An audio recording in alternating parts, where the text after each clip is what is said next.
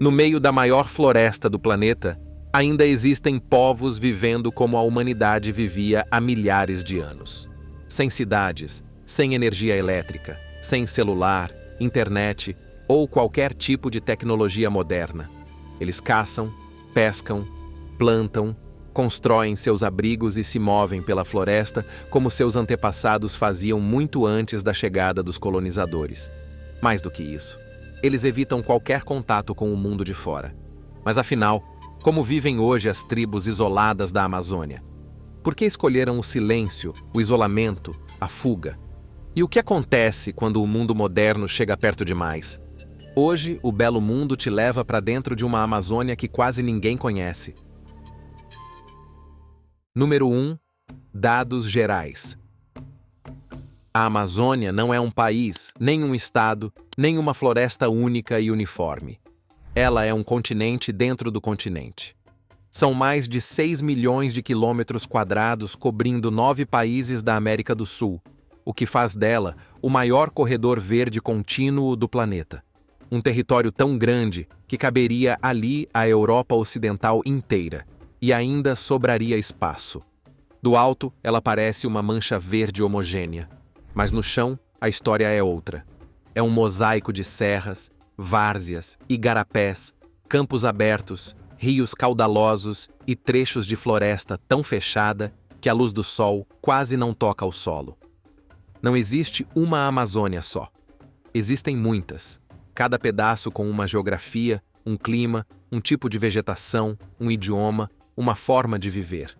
E é nesse território gigante, instável e de difícil acesso que vivem os chamados povos isolados da Amazônia, comunidades indígenas que escolheram ou foram forçadas a viver longe de qualquer contato com a sociedade não indígena. Não se trata de tribos perdidas ou gente que nunca soube que o mundo existe. Ao contrário, muitas dessas comunidades sabem exatamente o que há lá fora e por isso mesmo preferem manter distância. Ninguém sabe ao certo quantos grupos ainda existem. O que se tem são indícios como marcas na vegetação, habitações abandonadas, roçados discretos e trilhazinhas antigas que só quem vive ali reconhece. Sinais quase invisíveis que indicam a presença de gente em movimento. E por trás desses sinais, uma certeza. Eles estão espalhados por vários pontos da floresta, cruzando fronteiras invisíveis entre países e regiões. No Peru, por exemplo, surgem sinais nas regiões de Ucayali e Madre de Dios. Ucayali fica no centro-leste do país, cortado por rios largos que funcionam como estradas. Já a Madre de Dios é um território de floresta densa e remota no sudeste peruano, na fronteira com o Brasil e a Bolívia, e é uma das regiões mais vigiadas por pesquisadores. No vizinho Equador, os registros aparecem no entorno do Parque Nacional Yasuni, uma das áreas de maior biodiversidade do planeta, onde vivem os Tagaeri e os Taromenani, dois grupos conhecidos por evitarem contato de forma radical. Na Colômbia, os sinais surgem no sul do país, nos departamentos de Vaupés e Caquetá, onde a selva se mistura com serras e rios estreitos. Em muitos desses pontos, o relevo dificulta qualquer sobrevoo. E no lado brasileiro, o destaque absoluto é o Vale do Javari, no extremo oeste da Amazônia. A região concentra a maior diversidade conhecida de povos isolados do mundo. São rios que não aparecem no mapa, aldeias invisíveis ao satélite, trilhas que se perdem entre as folhas, e tudo isso dentro de um território que, aos olhos da maioria das pessoas, ainda é um mistério. Número 2. O território. Esses grupos não seguem a lógica do mapa político. Eles seguem a lógica da floresta. E os lugares que escolhem para viver não são por acaso. Eles se repetem nos mapas porque reúnem 3 condições fundamentais para quem quer desaparecer na mata sem deixar rastro. A primeira é o isolamento físico. São áreas afastadas de tudo, sem estrada, sem rota direta, sem acesso fácil. Em muitos pontos, a única forma de chegar é por pequenos aviões que pousam em pistas improvisadas ou por viagens de vários dias em rios estreitos desviando de troncos, bancos de areia e corredeiras. O tempo ali se mede em remadas, não em horas. A segunda é a densidade da floresta. Algumas dessas regiões têm cobertura vegetal tão fechada que nem satélite consegue ver direito o que está por baixo. Drones com câmera térmica tentam, mas muitas vezes são bloqueados pela copa das árvores. Do alto, tudo é verde.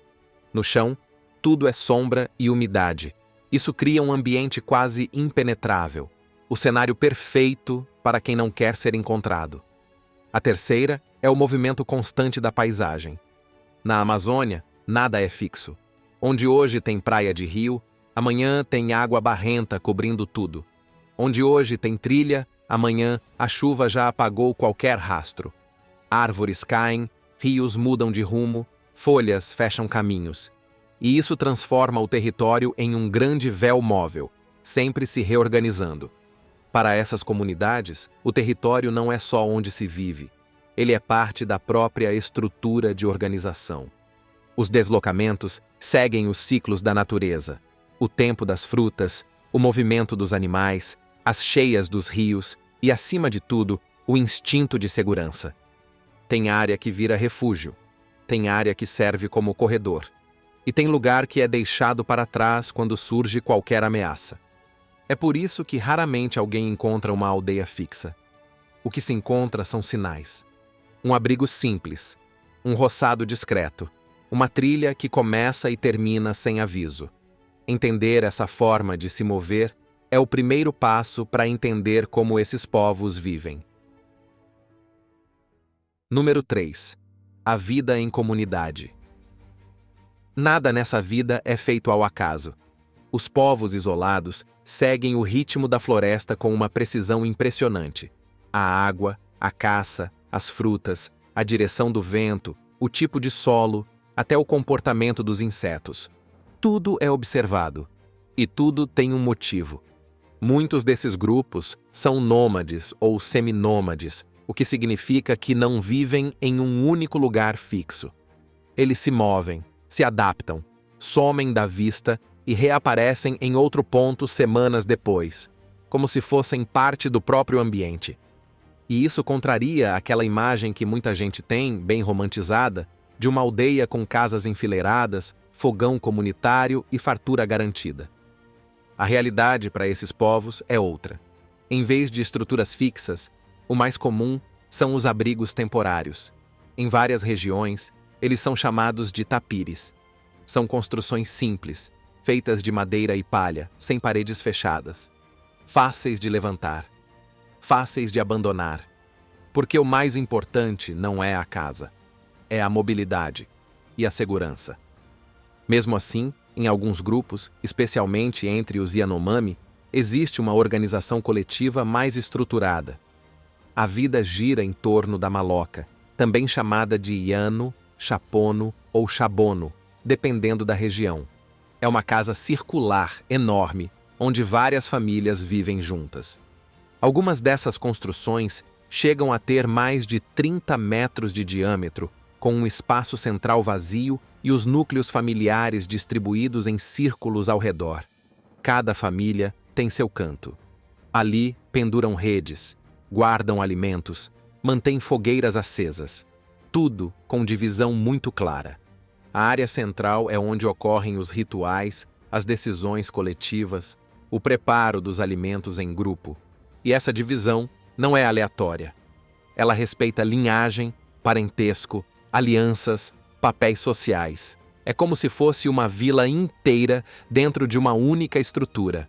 No caso dos Moxi-Hateteia, um subgrupo Yanomami que evita contato com o mundo externo, fotos aéreas analisadas por organizações indígenas mostraram o formato da maloca, sugerindo uma divisão interna com até 17 núcleos familiares.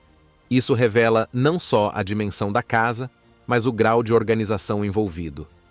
A alimentação também reflete essa relação íntima com o ambiente. A base é uma combinação de caça, pesca, coleta e pequenas roças. A mandioca aparece com frequência, por ser resistente, produtiva e versátil.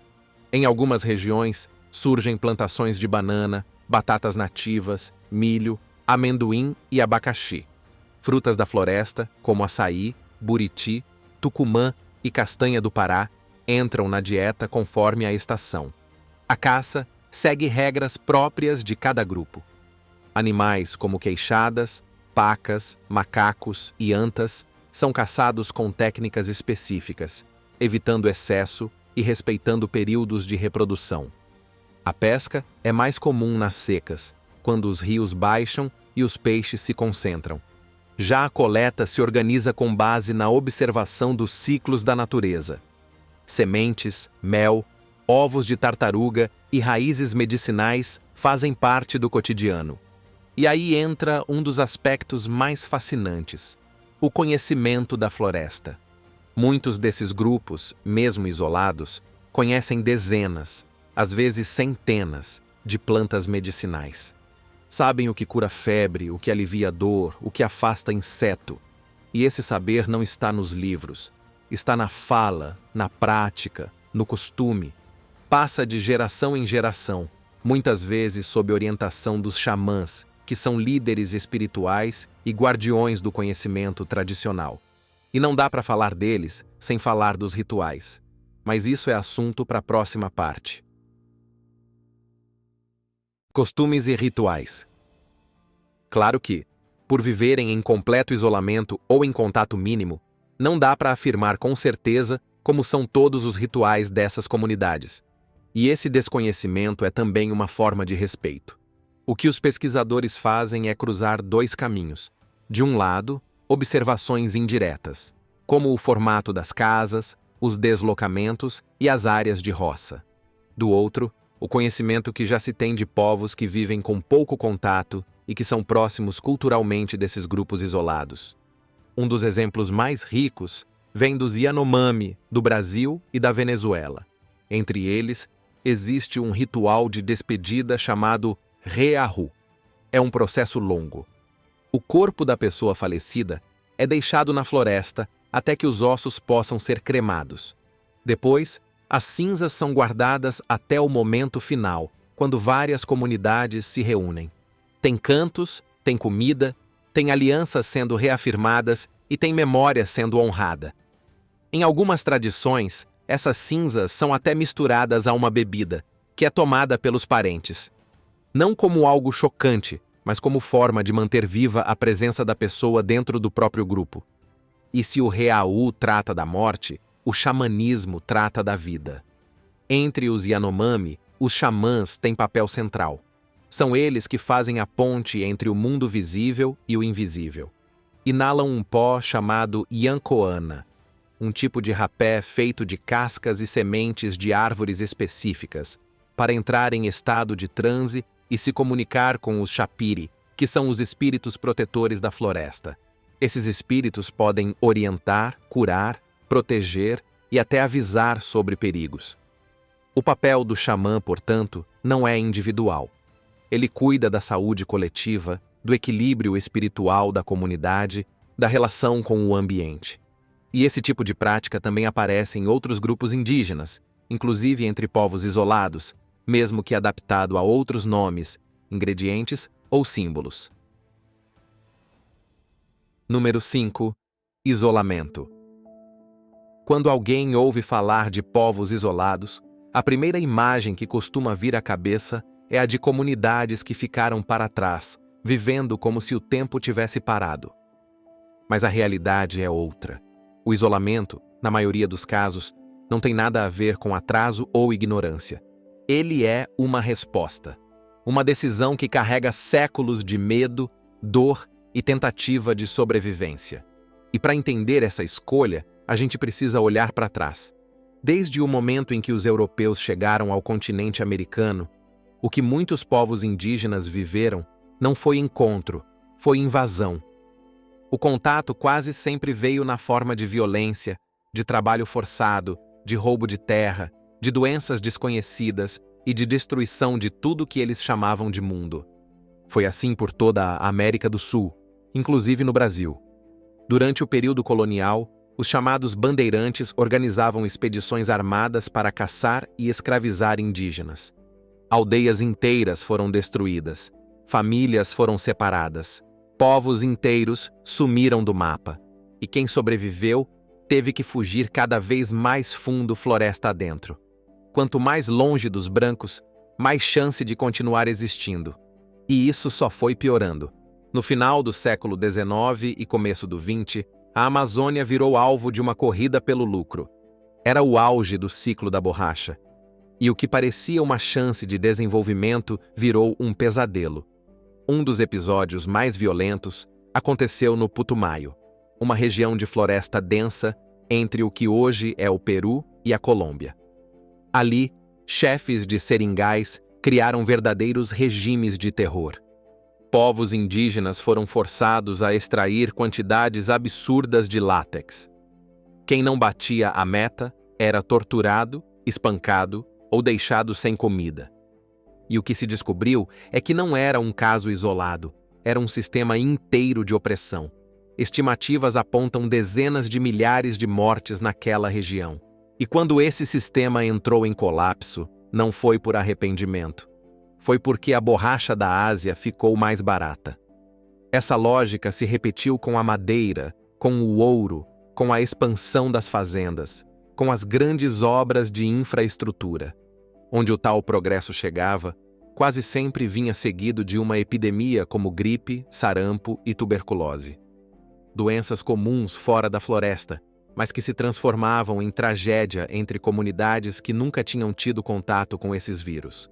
Por isso, países como o Brasil, o Peru e a Colômbia classificam esses grupos como populações de altíssimo risco. Porque nesse contexto, uma gripe comum pode ser fatal. Uma gripe pode matar uma aldeia inteira. E é assim que o isolamento deixou de ser visto como atraso e passou a ser entendido como proteção. Uma estratégia, uma forma de sobreviver a um mundo que insiste em apagar o que não entende. E esse cenário não ficou no passado. Hoje, no território Yanomami, que ocupa uma imensa faixa entre o norte do Brasil e o sul da Venezuela, a ameaça é o garimpo ilegal. Aviões pousam no meio da floresta, rios são contaminados com mercúrio, grandes áreas de mata são destruídas e centenas de garimpeiros passam a circular em regiões antes intocadas. Com isso, surgem dois problemas imediatos. O primeiro é a malária.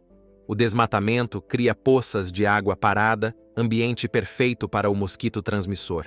E como o território é remoto, a doença se espalha rápido, sem controle. O segundo é o envenenamento. O mercúrio usado na extração de ouro contamina os rios, os peixes e, por consequência, toda a cadeia alimentar. Um levantamento da Fiocruz, a Fundação Oswaldo Cruz, principal centro de pesquisa em saúde pública do Brasil, mostrou que em 2023, todas as comunidades analisadas na terra indígena Yanomami tinham altos índices de contaminação por mercúrio. Em todas as amostras de peixe coletadas, havia traços do metal pesado. Quase metade das crianças examinadas estavam com desnutrição aguda. Muitas apresentavam anemia. No mesmo ano, o Ministério da Saúde decretou emergência nacional em saúde pública. Comunidades foram encontradas em situação de calamidade, sem comida, sem acesso a medicamentos, com surtos de doenças e perda total da autonomia de caça e coleta. Só naquele ano, foram registrados quase 26 mil casos de malária na região. A floresta virou um campo de contaminação. Exatamente por isso, esses povos estão isolados. Afinal, eles já sabem o que o contato traz. Sabem que, quando o mundo de fora entra no mundo deles, ele traz junto epidemias, fome, medo, destruição e silêncio. Por isso, o isolamento não é atraso, é memória, é sobrevivência. Número 6. Como proteger? Se o isolamento é uma forma de sobrevivência, proteger esse isolamento virou uma tarefa urgente. Não se trata de integrar nem de aproximar, mas justamente do contrário. Garantir que ninguém invada, que ninguém force contato e que o território continue sendo deles. Hoje, diferentes países da Amazônia trabalham com o mesmo princípio: evitar o contato forçado. Mas cada um aplica isso de maneira própria, adaptada à realidade local.